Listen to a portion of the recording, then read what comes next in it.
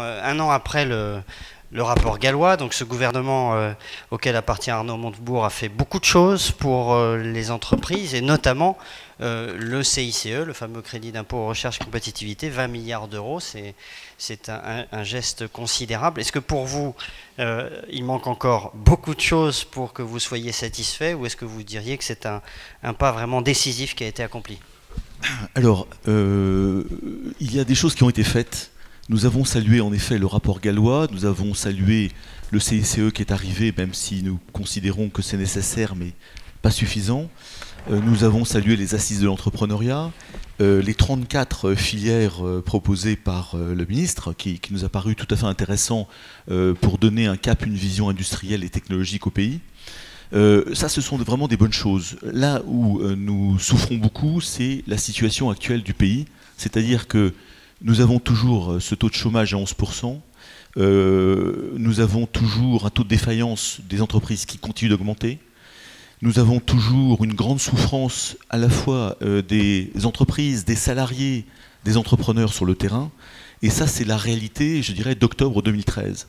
Donc ce que nous disons, nous, c'est que, et puis nous avons toujours 65 milliards de déficit de commerce extérieur, et un niveau d'investissement français qui est malheureusement encore à l'arrêt. Donc quand vous regardez la réalité, malheureusement, de l'entreprise France, les 4 ou 5 indicateurs clés sont aujourd'hui, au 1er novembre, 3 novembre, dans le rouge. Donc ce que nous disons, c'est qu'il y a urgence à aller plus loin, plus vite, plus fort. Alors, le CICE, si vous voulez, nous avons salué le rapport Gallois quand il est sorti. Il montrait en effet une marge de 28% des entreprises françaises par rapport à 40% moyenne européenne, 42%. Le CICE a été inventé, très bien, 20 milliards de crédit d'impôt, très bien. Nous sommes à un quart seulement de l'effort qu'il faudrait faire. Pourquoi un quart? Je rappelle, nous avons aujourd'hui estimé, mais tous les rapports le montrent, qu'il y a 100 milliards de trop, je reviendrai là-dessus, mais très rapidement, de prélèvements obligatoires par rapport à la moyenne européenne. 50 sur le coût du travail, 50 sur la fiscalité. Nous avons donc fait avec le CICE, Louis Gallois l'a dit ce matin dans les Échos, la moitié du chemin sur le coût du travail par rapport à l'Allemagne.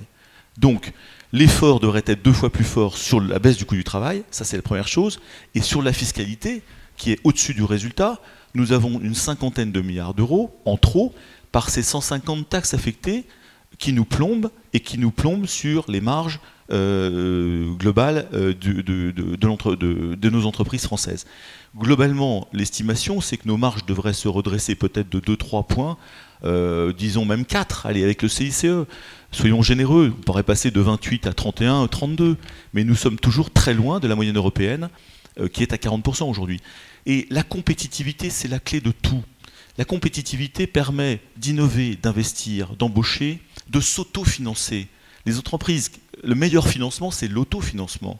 Donc je crois que si vous voulez, tant qu'on n'a pas réglé une bonne fois pour toutes ce problème de compétitivité par un vrai choc qui irait au-delà, eh bien je pense qu'on va continuer de patiner. Ensuite, deuxième élément, la confiance. Il est vrai qu'il y a encore de la méfiance. Pourquoi? Parce qu'il y a des bonnes choses qui sont faites par ce gouvernement. Je les ai citées tout à l'heure. Mais malheureusement, si vous voulez, c'est toujours contrecarré par des projets de loi, des propositions de loi qui vont à l'envers, qui sont toujours le petit coup de griffe ou la gifle aux entreprises, aux entrepreneurs. Typiquement, bon, quelques idées. La retraite, nous avons de nouveau eu le gros projet de pénibilité, qui est un épouvantail affreux, qui est anti-économique. La pénibilité, bien sûr que nous sommes conscients de la pénibilité, mais voilà un sujet qui crée beaucoup de stress sur les plus petits entrepreneurs, notamment du bâtiment, des TP, qui vont se dire, ben moi, si on rouvre cette boîte de Pandore, avec la complexité, avec le coût, avec toute la complexité individuelle que ça induit, eh bien, je sous-traiterai à des Polonais, à des Roumains. C'est ça qu'on entend aujourd'hui. La loi Hamon, très belle loi sur l'économie solidaire et sociale, eh bien, il y a 2 articles, 11 et 12, qui en fait impose que lorsque vous voulez vendre votre petite entreprise de moins de 50 personnes, vous devez consulter votre personnel. On sait que c'est un processus qui est confidentiel, qui est privé, qui est intime. Bon, il y a à chaque fois, si vous voulez, ce problème de confiance que nous avons et de cohérence globale. Si nous voulons créer de l'emploi en France, il faut faire le pari de l'entreprise, de l'innovation, des entreprises, le choix de l'entreprise et de ses équipes, et faire que tout tout soit cohérent et qu'il n'y ait pas cette petite coup de griffe systématique que nous avons et qui est insupportable. Dernière phrase, et je laisserai peut-être le ministre répondre. On entend souvent encore cadeau aux entreprises, cadeau aux patrons. Bon, ça c'est insupportable pour moi. Pourquoi? Parce que ça veut dire qu'on n'a toujours pas compris le niveau extrêmement faible, la fragilité des marges et donc des entreprises françaises, et qu'on croit que les patrons vont partir s'en mettre plein les poches en dividendes, etc. Mais il faut voir l'économie française dans le monde entier. Nous sommes la plus faible rentabilité. Derrière une entreprise, il faut toujours le rappeler, il y a des équipes, il y a des salariés. Il faut toujours rappeler que nous avons 70% des solutions du pays, et y compris le pouvoir d'achat des ménages. Parce qu'on nous dit, vous voyez, vous êtes très bien servis, vous les entreprises, parce que les ménages, beaucoup moins. Mais le meilleur pouvoir d'achat qu'on peut donner aux ménages, c'est par les emplois, c'est par le travail, et c'est donc par les entreprises. C'est le meilleur pouvoir d'achat qu'on peut donner. Donc je dirais, continuer de dire, ou de faire croire que l'entreprise est très très bien, je dirais, a été très bien choyée par ses budgets, etc., ou servie, alors que nous connaissons tous ces soucis et ces problèmes de marge. Je crois que c'est continuer d'entretenir en France ce problème qu'on a de toujours d'opposition entre l'entreprise et le reste du monde, alors que nous avons 70% des solutions du problème en main, l'emploi, la croissance, l'investissement, le pouvoir d'achat des salariés et des ménages, etc., etc. Donc il faut faire le choix beaucoup plus fort et en assumant totalement cette économie, et donc faire 4 fois l'effort du CICE. Bon, on a noté. Monsieur le ministre, vous avez le sentiment de donner des coups de griffe en permanence à votre voisin de gauche Qu'est-ce que vous voulez dire? Des coups de griffe, comme il disait. Est-ce que vous avez le sentiment que c'est ça le... Non, mais le MEDEF est un éternel insatisfait. Quand on a compris ça, on sait que de toute façon, on n'aura jamais de compliment du MEDEF. Alors là, il y en a un qui est venu seul, sans que je le sollicite, si vous voulez bien, dans les Échos, en faire la une. Parce que ça va changer l'ambiance, pour une fois. Bon, alors, je voulais vous remercier de votre invitation et vous dire que je commence à avoir du plaisir à discuter avec M. Gattaz, qui est devenu maintenant mon contradicteur habituel. Donc, il ne me reprochera pas de me répéter, puisque lui-même s'est répété. Voilà, ça c'était pour mettre un petit peu de détente dans ce débat. Bon, écoutez, vous avez raison de dire qu'on a des informations assez contradictoires. L'économie, les indicateurs de morale, de conjoncture macroéconomique sont plutôt à l'amélioration. Les indicateurs microéconomiques, Altares, les faillites, sont plutôt négatifs. Donc on est dans un moment incertain, et je le vois dans mon quotidien des défaillances d'entreprises. Nous essayons, comme vous le savez, c'est notre stratégie de garder nos outils industriels, même si on les restructure courageusement, avec des efforts de tout le monde, parfois les dirigeants, parfois les banquiers, les créanciers, l'État en fait partie, les salariés aussi, qui payent, pour essayer de garder une base productive. Alors, sur les choix macroéconomiques que nous avons faits, bon, c'est vrai que nous avons fait le choix du crédit d'impôt et compétitivité. C'est un choix auquel nous nous tenons. Nous ne voulons pas changer les dispositifs chaque année. Nous voulons construire un univers relativement stable, même si il est difficile d'expliquer, alors que la loi de finances dans la Constitution est un vote annuel, de dire qu'il ne faut jamais rien voter. C'est un vrai problème. Donc, sur un certain nombre de décisions que nous avons prises, le crédit d'impôt recherche, 7 milliards de déductions fiscales pour les entreprises, et c'est un crédit d'impôt populaire. Le crédit d'impôt compétitivité emploi, nous avons fait le choix de la stabilité dans nos décisions. Je voudrais d'abord dire qu'il n'est pas entré en vigueur. Il n'y a que 10 000 entreprises qui l'ont préfinancé, à hauteur de 870 millions. Donc c'est un crédit d'impôt dont nous ne connaissons pas l'impact encore, puisqu'il entre en vigueur au 1er janvier. À tel point que nous avons mis en place des mesures d'analyse pour savoir si c'est la bonne ou la mauvaise décision. Donc moi je voudrais qu'on donne une chance à cette politique avant de dire c'est pas assez, c'est pas bien. Le pire que j'ai entendu chez vos adhérents, donc moi je les engueule à chaque fois que j'entends ça, c'est une usine à gaz. Mais ils n'ont rien compris. On demande aujourd'hui d'accéder au CICE parce qu'on l'anticipe. Et d'ailleurs, ça a été facilement octroyé, on a réduit les taux d'intérêt qui étaient demandés, et finalement, il va être applicable de façon uniforme, généralisée, non conditionnelle, et nous faisons par cet acte confiance aux entreprises, au dialogue social dans l'entreprise pour décider de quoi en faire. Les entreprises en croissance, les entreprises en excellente santé, que vont-elles faire du CICE? Donc on n'a pas fait le tri, on n'a pas organisé des murailles, des contrôles, on a dit tout le monde le prend et vous discutez dans l'entreprise de l'usage que vous en faites. Il y en aura chez Renault, ça va servir la cause des relocalisations. Voilà. Il y en aura à la Poste, ça va servir peut-être à la mutation de la Poste, qui a besoin de découvrir des nouveaux métiers. Il y en aura dans toute petite PME, on a retardé des projets industriels depuis longtemps. J'ai vu que quelques interlocuteurs, orateurs avant moi, avaient dit la reconstitution des marges, ça permet de faire des projets. Eh bien, c'est un effort que la nation consent à toutes les entreprises à hauteur de 20 milliards. Ça n'a jamais été fait. Donc, donnons une chance à cette politique avant de la critiquer. Je note quand même que même les instituts les plus cruels avec la politique du gouvernement voient un certain nombre d'éléments d'amélioration. Je voudrais vous donner d'abord Eurostat, qui fait une analyse de l'évolution du coût du travail, qui est quand même un de nos problèmes. Nous l'avons constaté dans le rapport Gallois, nous avons mis en œuvre une politique pour y remédier. Mais entre le deuxième trimestre 2012 et le troisième trimestre 2013, c'est en France que le coût du travail est le moins augmenté.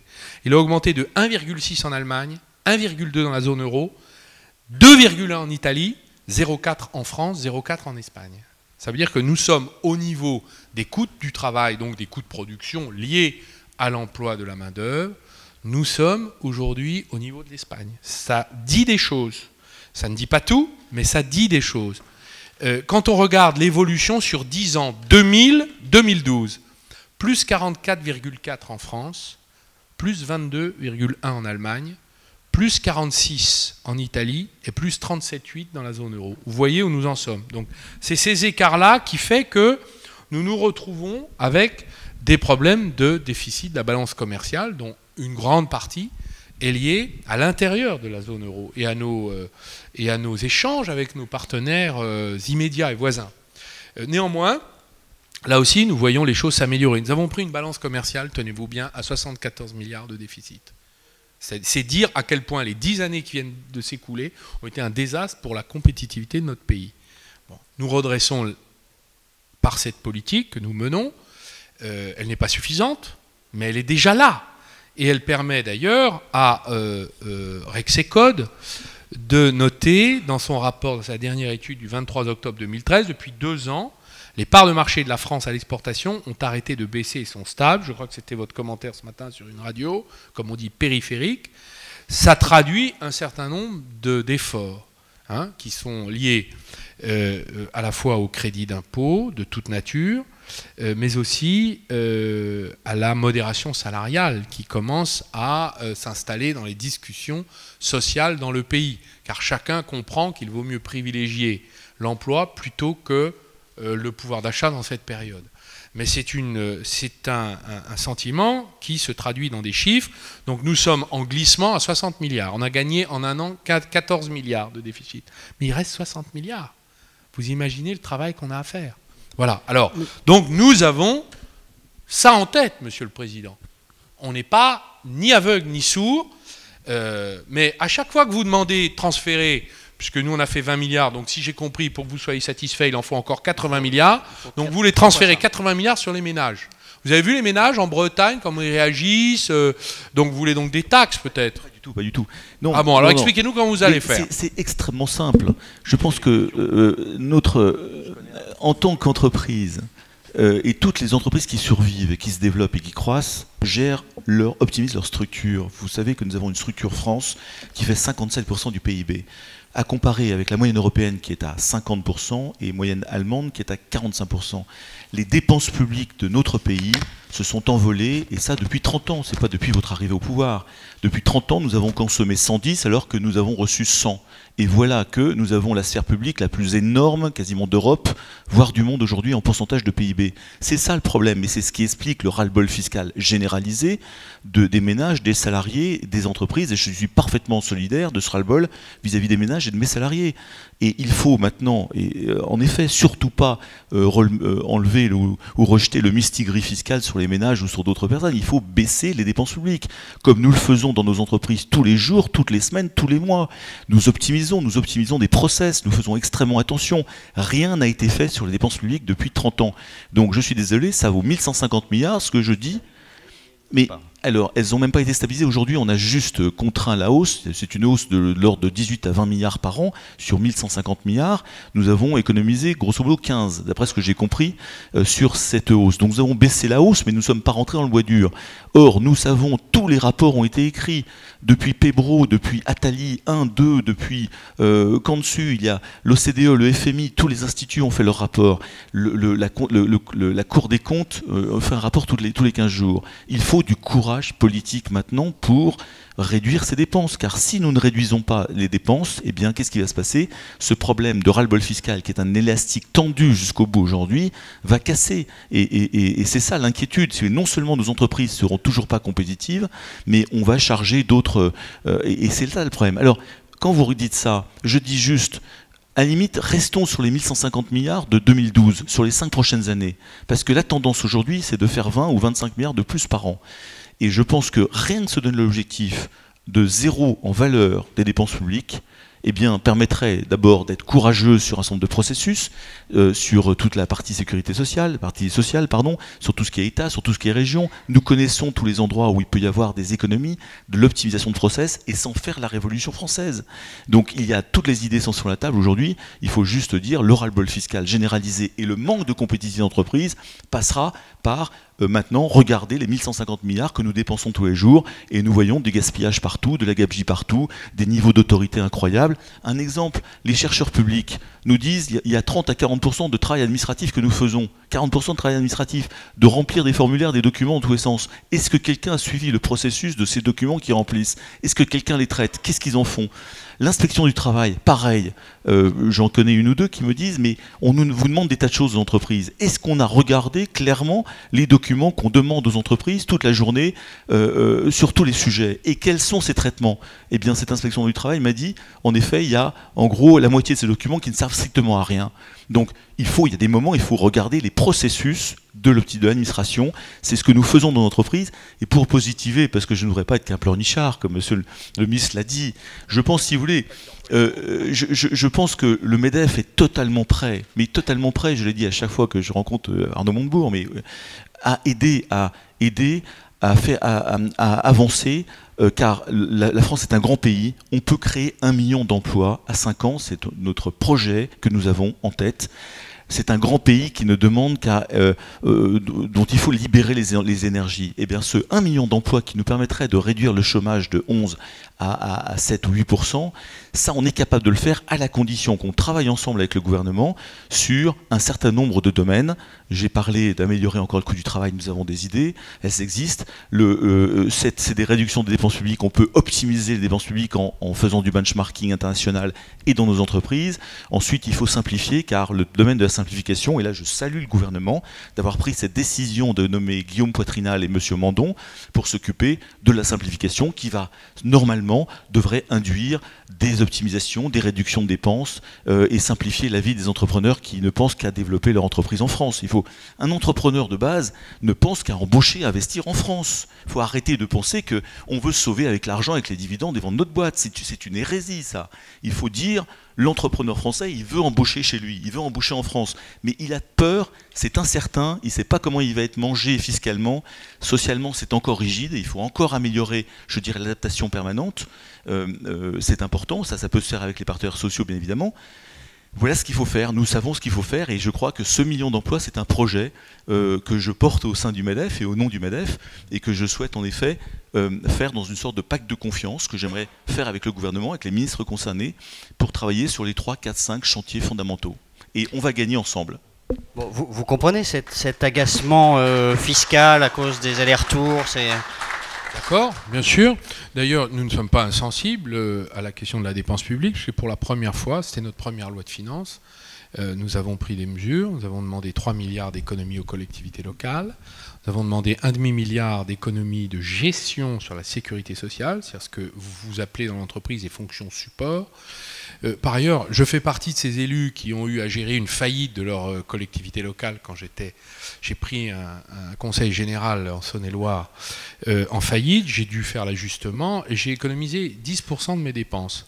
Je n'arrivais même pas à le faire admettre par les élus de ma majorité. J'ai engagé ma responsabilité. Je leur ai dit, écoutez les gars, si vous voulez ne pas appliquer le plan, écoutez, vous trouverez un autre président de conseil général où vous débrouillerez pour être mis sous tutelle. Puis finalement, ils ont changé leur vote, ils ont voté mon plan. C'est un plan qui a été difficile, mais on a quand même gagné les élections, parce que la population est d'accord avec ça. Donc je ne suis pas opposé à votre position. D'ailleurs, nous avons commencé, et nous allons continuer. Alors, sur les mesures de simplification, je dois vous dire, et je dois vous confesser, que nous sommes en face de l'État léviathan, tel que Hobbes l'avait décrit dans les premiers écrits fondateurs du libéralisme politique et non pas économique. Et il est vrai, j'en ai fait l'expérience, que moi j'ai fait naïvement ma première proposition de suppression d'un certain nombre de réglementations. Elle est passée dans la moulinette de l'arbitrage interministériel. Et alors là, évidemment, j'ai rétréci au lavage. Et donc, comme j'aime pas trop ça, j'ai décidé de revenir avec beaucoup plus de propositions.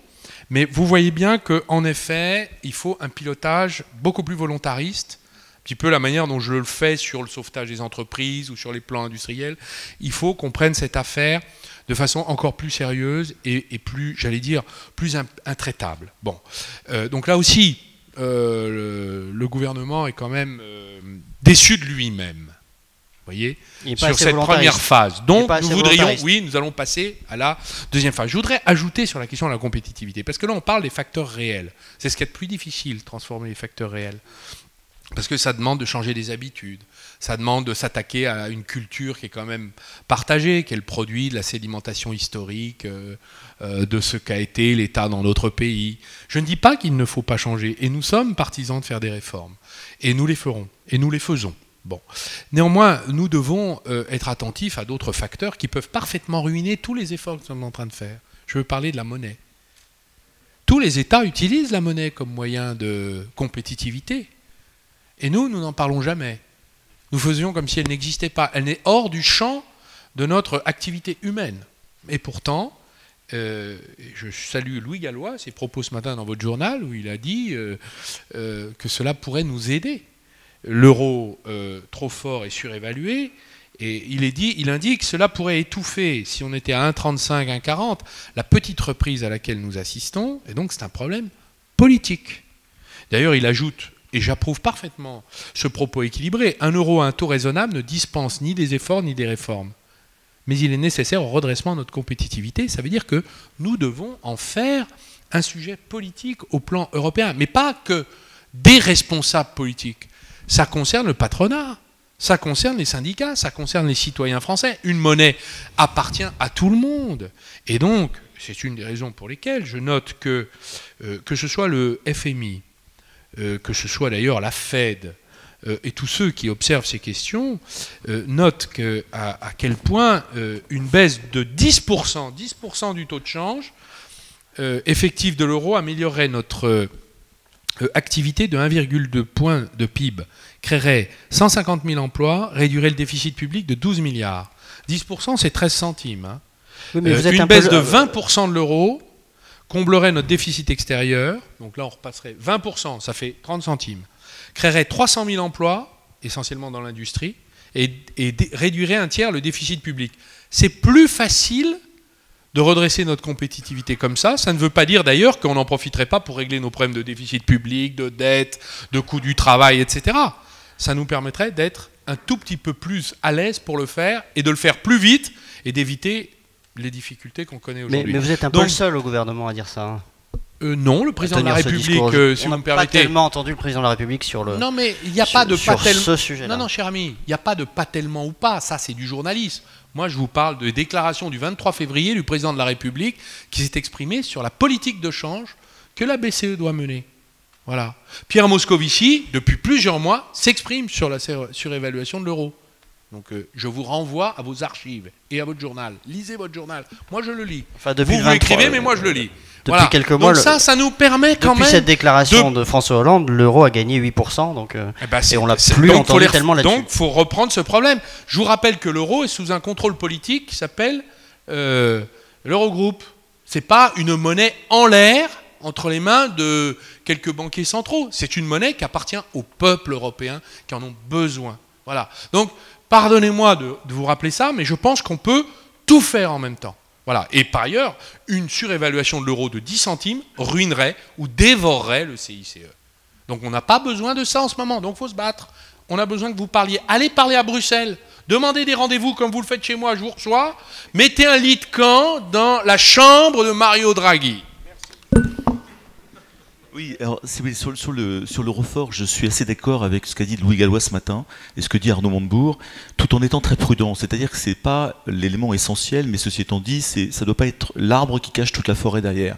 Donc en effet, un euro autour de 1,40 par rapport au dollar est très élevé. Et nous le savons, pour les sociétés exportatrices, nous savons que notamment dans les filières aéronautiques, eh bien, 10 centimes de différence entre l'euro et le dollar pendant un an induit 2% d'exploitation en moins.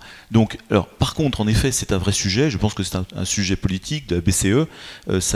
Mais encore une fois, il y a d'autres éléments de compétitivité coût en parallèle de celui-là qu'il faut maîtriser, qu'il faut regarder politiquement. Et le MEDEF est en train de réfléchir justement à cette réflexion sur l'euro.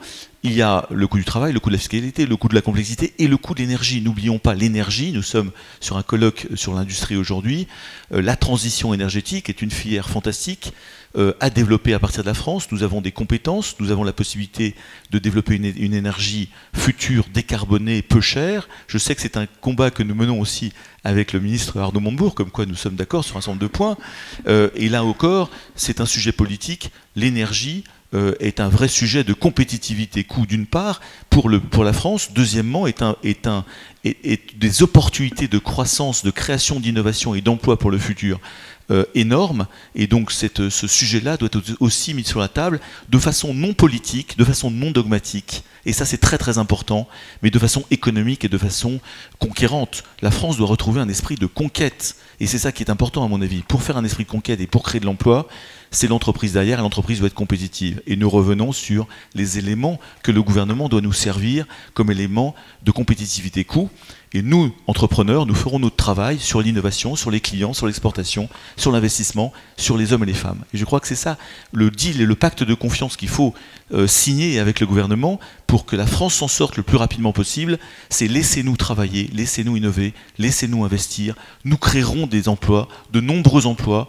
Faites-nous l'environnement qui va bien, fiscal, social, réglementaire. Et je crois que c'est ça, c'est assez simple in fine, mais il faut du courage et il faut surtout assumer la mondialisation et il faut assumer l'entreprise comme étant 70% des solutions aux problèmes du pays.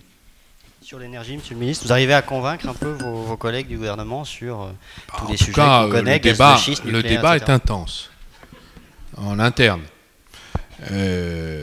Pourquoi? Parce que nous avons, sur le plan politique, une histoire très favorable, et des choix politiques qui ont été faits avant nous qui sont très importants. C'est la rente nucléaire historique.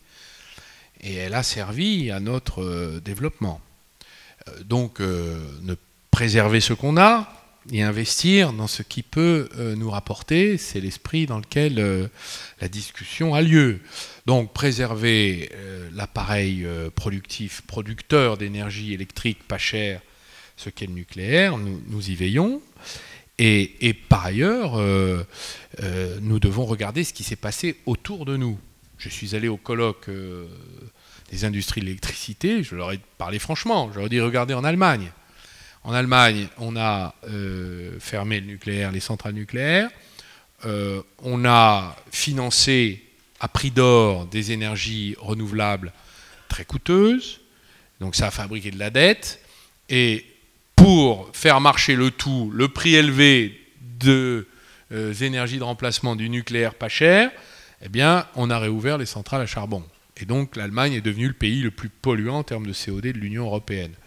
En Espagne, où ils ont investi massivement dans les énergies renouvelables, ils ont 25 milliards de dettes qui fait partie d'ailleurs de la crise espagnole. Bon, donc on voit bien qu'il y a là une équation difficile à tenir. Donc pour être raisonnable et intelligent collectivement, nous devons évidemment préserver nos atouts, les prolonger le plus longtemps possible et investir dans ce qui peut nous permettre de garantir à l'industrie, c'est-à-dire à notre appareil productif, un avantage compétitif qu'il avait.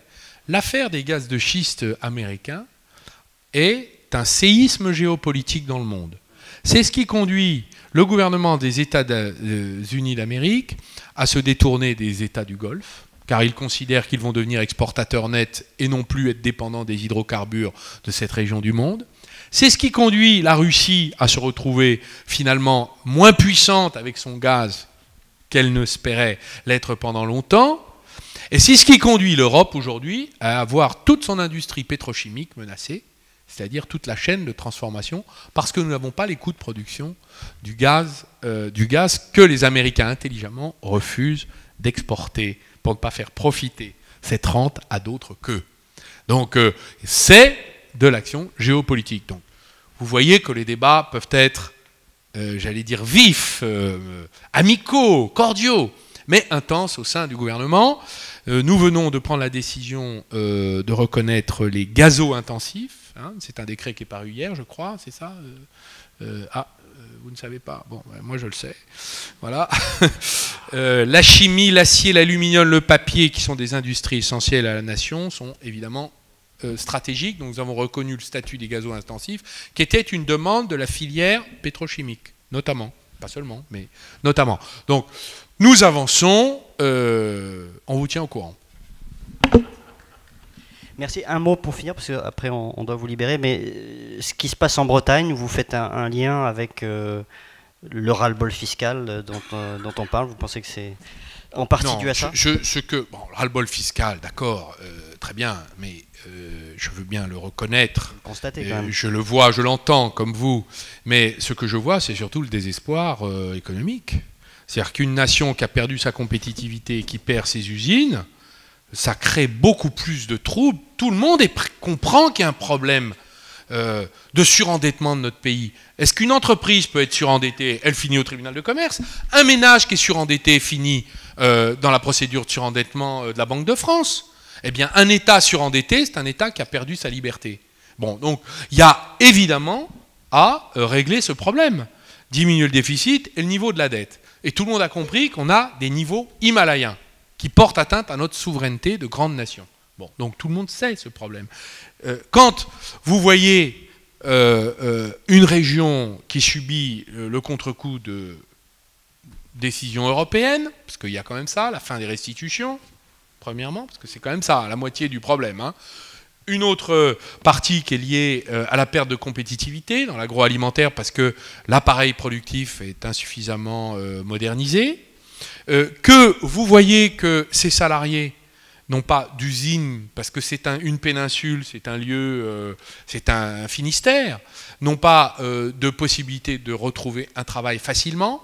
Quand en plus on se retrouve avec des sinistres industriels comme Alcatel, PSA, qui touchent la Bretagne, c'est-à-dire que même les emplois ouvriers, production, ne sont plus au rendez-vous, parce que les autres usines qui était un des éléments de la diversification dans les années 70, 80 de la Bretagne, vous avez une région qui se révolte.